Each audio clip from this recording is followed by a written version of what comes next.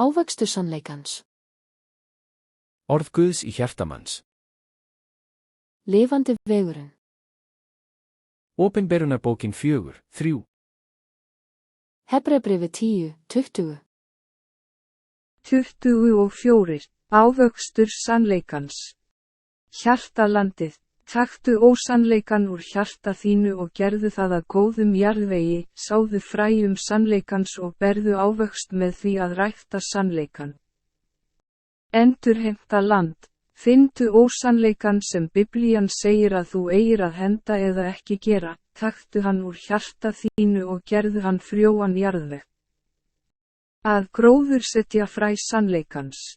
Finndu sannleikan sem Biblían segir að varðveita og gróðursettu fræ sannleikans í hjartareitin úr frjósömum jarðvegi, ræktaðu hann og berðu ávöxt sannleikans.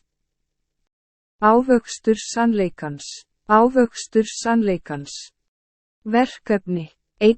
Verkefni, henda því. 2. Verkefni, ekki það. 3. Verkefni, haltu því. 4. Verkefni, gerðu það. Verkefni, gerðu það. Taktu ósannleikan úr hjarta þínu og gerðu það að góðri mold. Lifandi vegurinn. Opinberunarbókin 4:3. Hebreabréfið 10:20. 1. Þessaloníkubréf 18 mínútur yfir 5.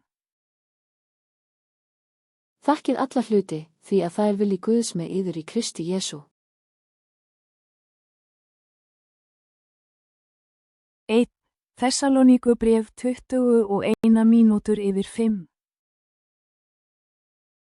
Prófið allt, haldið því sem gott er.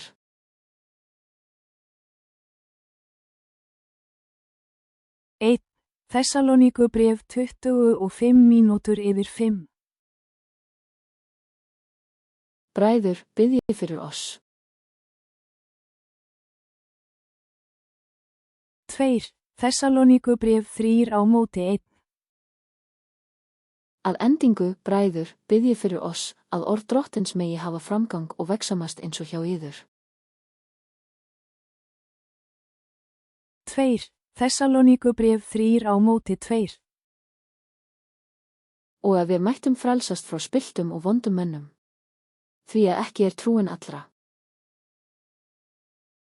2. Þessaloníkubréf 3:6. En við bjóðum yður, bræður, í nafni Drottins vors Jesú Krists, að þér sneiðu hjá hverjum þeim bróður, lifir óreglulega og ekki eftir þeirri kenningu, sem þeir hafa numið af oss. 2.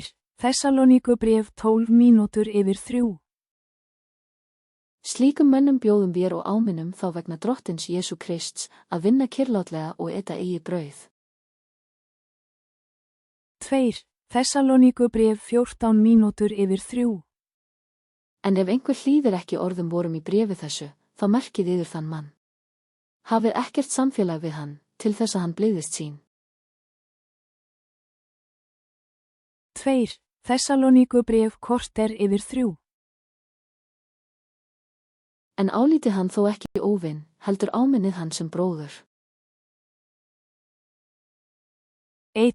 Tímóteusabréf 18 mínútur yfir 1. Þetta er það sem ég minni þig á, barnið mitt, Tímóteus, með þau spádómsorð í huga sem áður voru yfir þér töluð. Samkvæmt þeim skalt þú berjast hinni góðu baráttu.